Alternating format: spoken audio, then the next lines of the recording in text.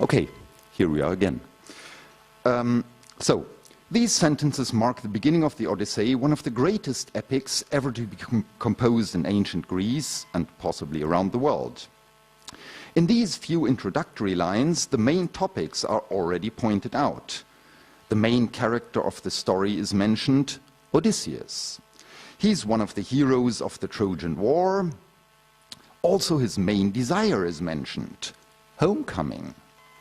It furthermore becomes clear that he encountered substantial difficulties in fulfilling his desire.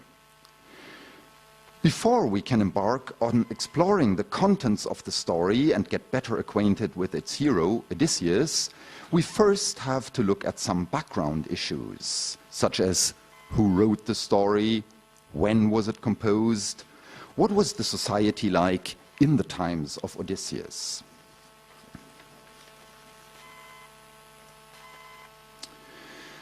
The story was written by the poet Homer in the late 8th century BC. Very little is surprisingly known about Homer. What we know is that he lived in the second half of the 8th century BC in the area around Smyrna, which is today's Izmir on the west coast of Turkey. And he wrote at least one other great epic, the Iliad, which tells a story from the Trojan War. In contrast to many legends which relate that Homer was poor and from a low social class, an analysis of the epics themselves clearly show that he was a professional poet associated with the nobility, possibly even of noble origin himself. The high position of a poet at the court is clearly illustrated by the way how Demodocus at the Phaeacian court is described in Book 8. Both epics, the Iliad as well as the Odyssey, relate to stories from a distant past, which according to Greek belief dated around the year 1200 BC, so 400 years before Homer actually lived. It is hotly debated among modern scholars how far both epics, and especially the story of the Trojan War, actually reflect historical truth. But it may be speculated that at least some historical facts may be hidden in the stories. For the ancient Greeks, however, the story reflected historical reality. Homer used stories that were well known in Greece and very likely were orally transmitted already for several centuries. The 8th century in Greece was a heroic age. The society was still dominated by kings who reigned over small regional kingdoms in various parts of Greece. Quite often they fought against each other, but in some cases they formed alliances, such as for the Trojan War, where all Greek kingdoms united in a coalition to conquer the city of Troy.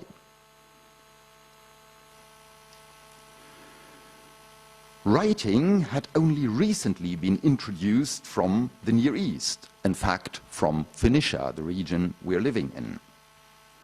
Thus, it is quite astonishing to have lengthy epics of a high literary quality, such as the Iliad and the Odyssey, as the first literary products of Greece. In fact, one of the earliest inscriptions in Greek, shown here on the slide, from the end of the 8th century BC, contains a reference to Homer's Iliad. Literacy, obviously, in Greece started with a big bang. Epics themselves, of course, have a much longer history in Greece. An epic is a heroic story mixing real, that is, historical, and fictional elements, such as the appearance of gods and monsters in the story. Poets and bards sang these epics at the courts of kings and nobles, certainly for entertainment, but more importantly, also to transmit values of the society to the audience. These epics were transmitted orally for a very long time, Thus the contents were known by most people. Homer, therefore, did not need to tell the whole story of the Trojan War and the homecoming of the heroes, but he could focus on the most dramatic aspects. For the sake of clarity, first the correct chronological order of events will be summed up here. The Odyssey, as should be clear by now, takes its name from the hero Odysseus. Odysseus was the king of Ithaca, a small island on the west coast of Greece.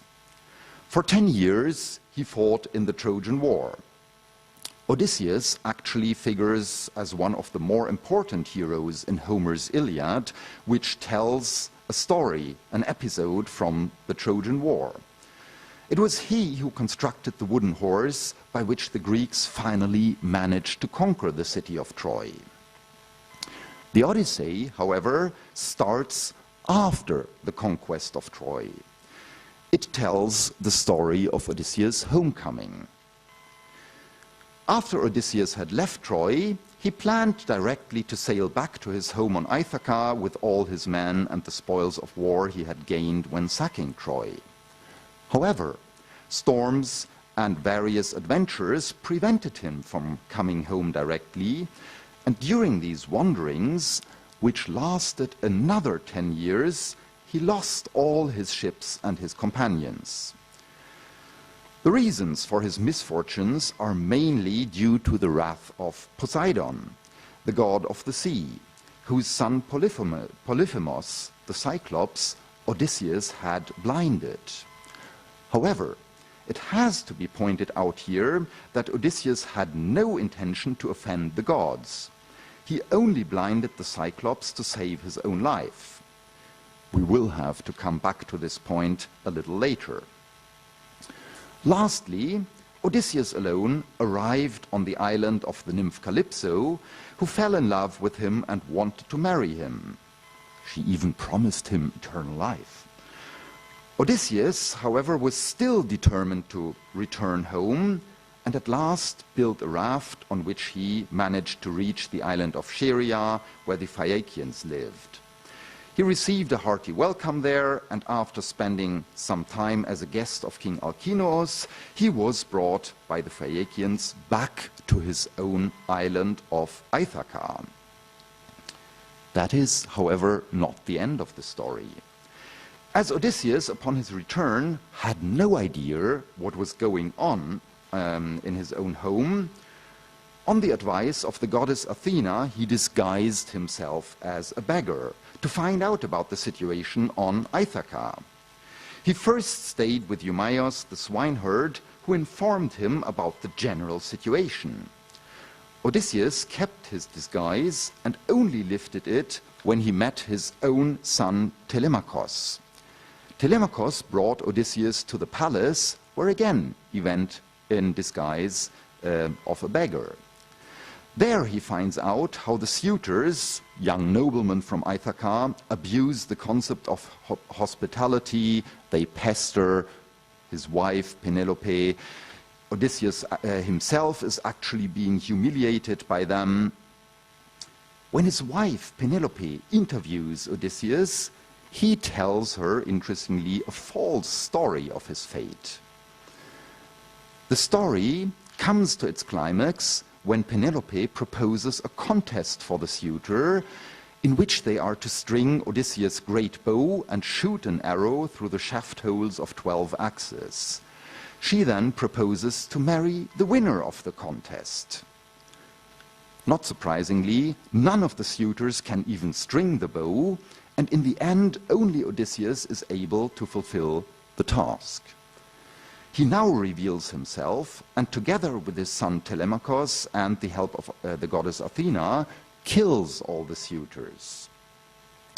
But Penelope remains cautious, and before finally accepting that Odysseus has really returned, puts him to a last test when asking him about the special features of the bed in their own bedchamber. The story ends with another fighting scene in which the relatives of the killed suitors seek revenge but this fight is ended by a peace imposed by the goddess Athena. Homer, however, told the story in a different way. As I already pointed out, the contents of the story of Odysseus were well known in Homer's time, so the poet does not need to tell the events in the correct chronological order. He only focused on the most decisive points of the story.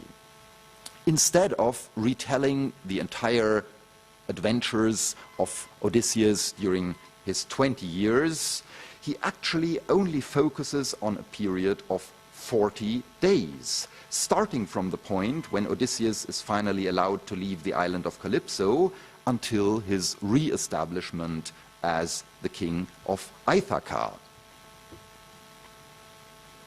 Homer's Odyssey is subdivided into 24 books. Book 1 acts as a kind of prologue, in which, by a council of the gods, Odysseus finally is allowed to return home from the island of Calypso. Books 2 to 4, instead of setting Odysseus on his way home, first tell the story of the journey which Odysseus' son Telemachus undertakes to find out news about his father. These books convey important information as they explain to the reader the desolate situation in Odysseus' kingdom. Although Odysseus has been away for 20 years now, his wife Penelope still does believe that he will return one day. However, a group of suitors, young noblemen from Ithaca, urge her to forget Odysseus and marry one of them instead. This situation, of course, is bound to create tensions. Will Penelope remain loyal to Odysseus? How will the suitors react should Odysseus eventually return home? It is only in Book 5 that we return to Odysseus himself and learn how he builds a raft by which he leaves Calypso's island. On his way home to Ithaca, he is shipwrecked once again due to Poseidon's wrath and barely manages to reach the island of Scheria, where the Phaeacians live. In books 6 to 12, Odysseus' stay on the island of Scheria is described, and as just pointed out, in books 9 to 12, he actually tells the story of his wanderings and adventures to the Phaeacians. This order of events is quite important. When we first met Odysseus on Calypso's island, he was a broken man, weeping out of desperation. By retelling all his adventures to the Phaeacians, he regains his confidence and thus gains the strength to restore order to his own kingdom. From book 13 onwards, Homer's version follows the correct chronological order detailed above. So, interestingly, the arrangement of the story reflects the succeeding stages of Odysseus' homecoming. Books 5 to 12 tell the stories of Odysseus' wanderings in the Mediterranean. From book 13 onwards, he is back on his own island of Ithaca, but in books 13 to 16 still outside of his own palace. Books 17 to 22 tell the events once Odysseus is invited into his own palace, remember, still in disguise as a beggar. And it is only in book 23 that Odysseus finally reaches the inner part of the palace where his own bedchamber is located. One interesting thing to be noted is that Odysseus' wanderings in the Mediterranean take place outside of the real world. Only the starting point, that is Troy, and the end point, Ithaca, are places that can securely be located on a map. All other locations of Odysseus' adventures have no secure position in the Mediterranean or elsewhere, and the various attempts by different scholars to identify the names of places in the epic with real place names turns out to be no more than guesswork. In contrast, the false stories which Odysseus tells several times in the epic about his wanderings are all situated in the real world, and the places he claims to have visited can be identified, such as the island of Crete, the regions of Phoenicia and Egypt, and so on. So Homer has an interesting play here with the concepts of reality and imagination. So Odysseus' real story takes place in an imaginary world. Odysseus' false stories take place in the real world. That is something quite remarkable.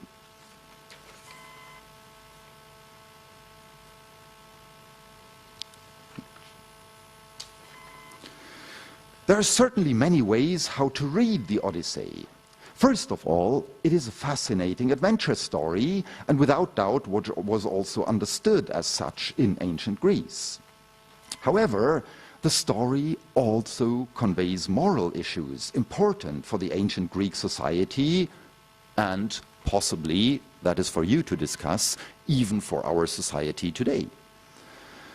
Let us first take a look at Odysseus, the hero of the story, as the main characters of epics and stories always served as role models for the society in general. So, what do we know about, or what do we learn about Odysseus? He is the king of Ithaca, the hero of the story. He is characterized by a number of attributes. First of all, he is described as a hero. That means he can and does fight if necessary. An example of his superior strength is given in the story of the bow contest. Book 21, line 409, I quote, "So, without any strain, Odysseus strung the great bow." End of quote. Remember, all the suitors had failed to do this task. Odysseus is a pious man, always honoring the gods. Most important, however, is his intelligence, his resourcefulness. It has to be kept in mind that it was not the brutal strength of Achilles, one of the other Greek heroes, that led to the conquest of Troy, but Odysseus' plan of devising a stratagem, the wooden horse. This is described in Book 8, lines 492 to 495. It is not only a cleverness helping him to survive, such as in the case of the escape from the cave of the Cyclops, but a genuine curiosity. For instance, Odysseus enters the cave of the Cyclops out of pure curiosity. He does not really need to go there. That is detailed in Book 9, lines 172 and following, I quote, where Odysseus informs his comrades, he says, "While I go and find out about these peoples and learn what they are, whether they are savage and violent and without justice, or hospitable to strangers and with minds that are godly." End of quote. Another example is Odysseus' way of interrogating the spirits of the dead when he visits the underworld. In Book 11, line 228 and following, where it is said, I quote, "I then thought about a way to question the spirits of the dead." End of quote. Again, he does not do that he does that just to gain knowledge, to satisfy his curiosity, but not for any personal advantages. Odysseus is able to endure suffering to achieve his goals. It is basically the longing for his home and his family that let him endure all the misfortunes he encounters. So, most important is his determination. He uses all his intellectual and bodily resources to achieve one goal: coming home to his wife and son. Compared to the motivation of Gilgamesh, the epic that you just read before, this seems a somewhat unheroic goal. However, it certainly makes Odysseus a more sympathetic character, not only for modern eyes. Odysseus has been called the first modern man by the 20th century philosophers Adorno and Horkheimer. He is not only a hero with strength and courage, most famous he is for his resourcefulness, his ingenuity. As pointed out, it is not only an ingenuity born out of necessity to survive, but a genuine curiosity. It is the combination of his different attributes, his courage, his ability to endure suffering, but most important, his resourcefulness and curiosity, which truly make him one of the most fascinating Greek heroes. It is especially the latter attributes that actually pave the way to the Greek Enlightenment during the 5th century BC, when philosophers and historians show the same kind of curiosity. You will read several of these works of the philosophers and historians in your course. Further moral issues concern several different points. Proper behavior, for instance. Homer is interestingly somewhat ambiguous when it comes to the question of fate versus free will. Several passages in the epic indicate that the fate for humans was set by the gods. For instance, in Book 1, lines 16 and 17, where it is said, I quote, "But when in the circling of the years that very year came in which the gods had spun for him his time of homecoming." End of quote. It seems obvious that Odysseus was fated to wander around for 10 years after the Trojan War. He could do nothing to change it. On the other hand, there are passages that indicate that the gods often revise their decisions according to the behavior of humans. So man is at least partly responsible for his fate. Recklessness and wrongdoing will lead to punishment by the gods, or, in the case of the suitors, by Odysseus himself. That is, for instance, illustrated by the next quote here on the slide, Book 1, lines 6 to 9, where it is said, I quote, "Even so he could not save his companions, hard though he strove to, they were destroyed by their own wild recklessness, fools who devoured the oxen of Helios, the sun god, and he took away the day of their homecoming." So the important line here is, they were destroyed by their own wild recklessness. Again, another passage to make this point clear is again in Book 1, lines 32 to 34, the speech of Zeus, the main god, to the assembly of gods, where Zeus says, I quote, "Oh, for shame, how the mortals put the blame upon us, for they say evils come from us, but it is they, rather, who by their own recklessness win sorrow beyond what is given." End of quote. Ideas about proper behavior are expressed on several different occasions in the epic. A very important part is the proper treatment of foreigners and guests. Compare the correct behavior shown by King Nestor in Book 3, Telemachus, the son of Odysseus, in Book 1, and the Phaeacians in Book 7 towards Odysseus, so where guests are properly received, treated with food and drink, given presents, and so on.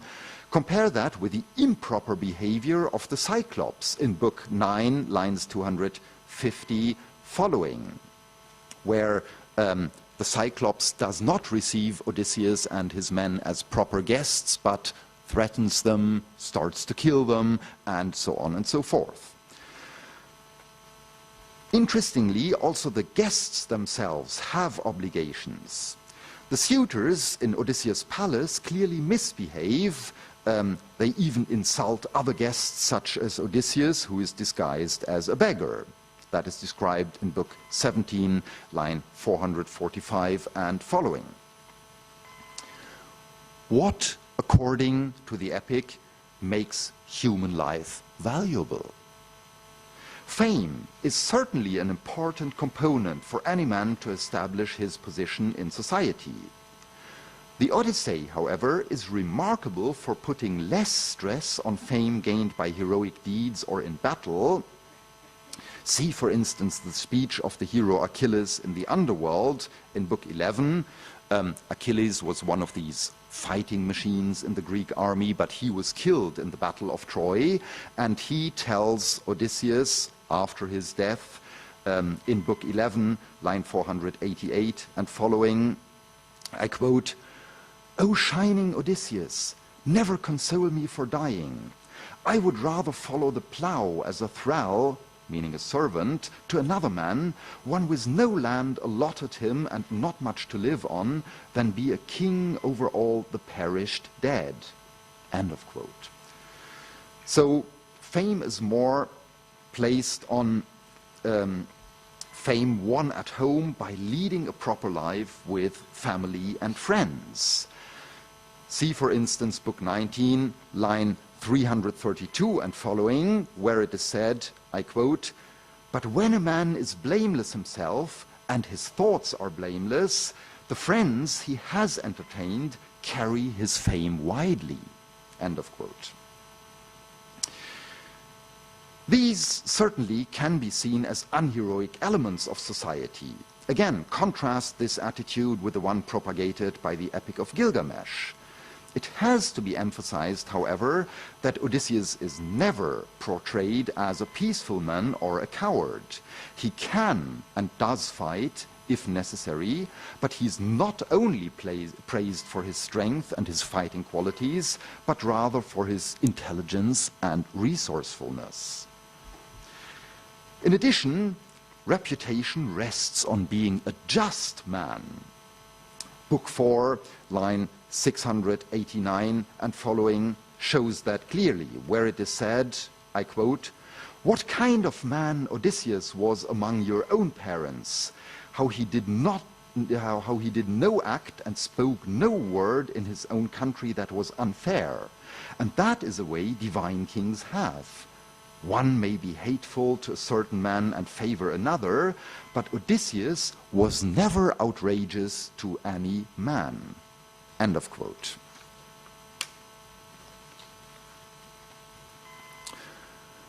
Attitudes towards the truth. When asked who he is, Odysseus several times embarks on a false story. For instance, in books 13, 14, and 19. This, however, he does not do for simple cheating, but to protect himself until he finds out more about the situation in his country. It has been noted above that his false stories actually sound more credible than his real wanderings, as in the false stories no gods and monsters appear and the places he names actually can all be located. It is also important to note that once Odysseus has revealed himself, he does not tell false stories anymore. That is from book 22 onwards. So the general attitude towards the truth in the epic is the concept that truth is often hidden. One has to remember in this respect that not only Odysseus, but also the gods themselves often appear in disguise, so not in their real form, but they disguise themselves as humble people and so on. So the moral of the epic in this case certainly is that one should not accept things as they appear to be on first sight, but to seek for a hidden underlying truth. Lying is not condemned in the epic. See, for instance, Athena's speech to Odysseus in book 13, line 291 and following, where Athena addresses Odysseus with the following words, I quote, "You wretch, so devious, never wary of tricks, then you would not even in your own country give over your ways of deceiving and your thievish tales. They are near to you in your very nature." Now, that sounds like a serious criticism, but Athena continues, I quote, "But come, let us talk no more of this, for you and I both know sharp practice, since you are by far the best of all mortal men for counsel and stories, and I among the divinities am famous for wit and sharpness." End of quote. So, quite interestingly, Athena, the goddess, compares Odysseus' qualities to her own, and that is certainly not meant as a criticism, but as praise. What about relations between man and the gods? The ancient Greeks believed in many gods.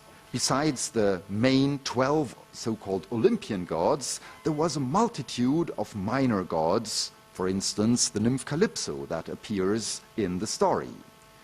This situation is bound to create problems, as the gods do not always agree with each other. In the Trojan War, they even openly fight with each other, as some gods support the Trojan side, whereas others favor the Greeks.